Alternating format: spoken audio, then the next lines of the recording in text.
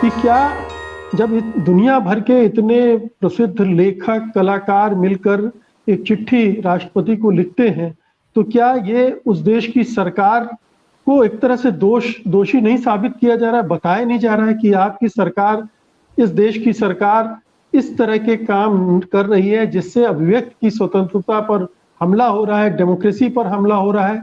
आप कुछ कीजिए। धन्यवाद मुकेश जी।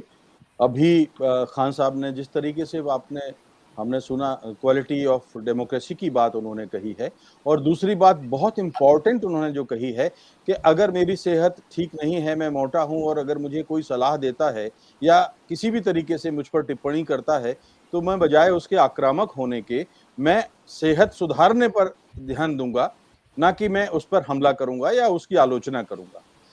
जिन हमने नाम देखे हैं, अंतर्राष्ट्रीय स्तर के जो विद्वान हैं, लेखक हैं, विचारक हैं, चिंतक हैं, पत्रकार हैं, बुद्धिजीवी हैं, भारत के भी अनेक नाम उसमें शामिल हैं। तो इन नामों पर कभी भी हमने देखा है उनकी साख पर सवाल कभी नहीं खड़े हुए हैं। और जब ये लोग चिंता करते नजर आते हैं, तो मुझे लगता है कि कहीं ना कहीं एक किसी देश की एक वैचारिक लोकतंत्र की वैचारिक प्राणवायु मैं उनको कहता हूं।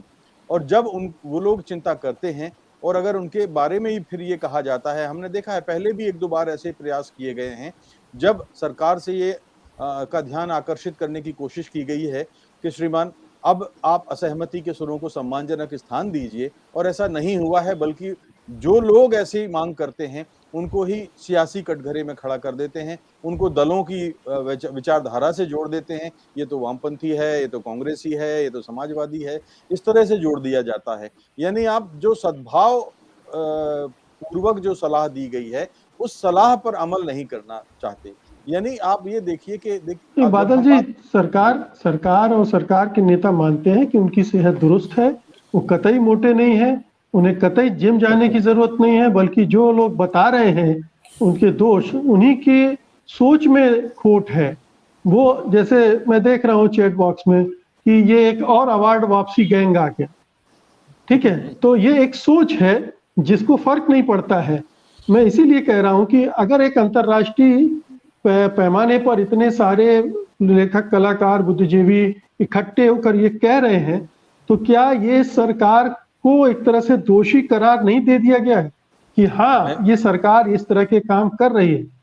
यही तो मैं कह रहा हूं कि अगर देखिए, किसी भी जिम्मेदार लोकतंत्र में अगर आप अपनी असहमति के सुरों को स्थान नहीं देंगे, अपने से विचार भिन्न रखने वाले लोगों को सम्मान नहीं देंगे, उनकी राय पर गंभीर नहीं होंगे, तो इसका अर्थ ये है कि आप एक किस्म की अधिनायकवादी नीतियों पर चल पड़े हैं, जहां आपको किसी दूसरे दल या किसी दूसरे प्रबुद्ध वर्ग की तक सलाह की आवश्यकता नहीं है। और ये तब ये होता है, तो मुझे लगता है कि इस देश का लोकतंत्र खतरे में आता है। इस देश में हमने कई बार देखा है, और माफ कीजिए, भारत का जो सामाजिक और संवैधानिक ढांचा है, वो इस प्रवृत्ति को कभी प्रोत्साहित नहीं करता। आज ठीक है, कई देशों में हमने देखा है कि थोड़ा सा अनुदारवादी या कंजर्वेटिव या दक्षिणपंथी जिसको हम कहते हैं, वो विचारधारा के पनप रही है, लोग पनपते हुए दिख रहे हैं। ऐसे में लोकतंत्र चाहने वाले लोगों की जमात थोड़ा सा अपेक्षाकृत रूप से, मुझे लगता है कि उनकी आवाज मध्यम पड़ रही है। हमने अमेरिका में ट्रंप के जमाने में देखा, उसके बाद हमने उत्तर कोरिया में देखा है,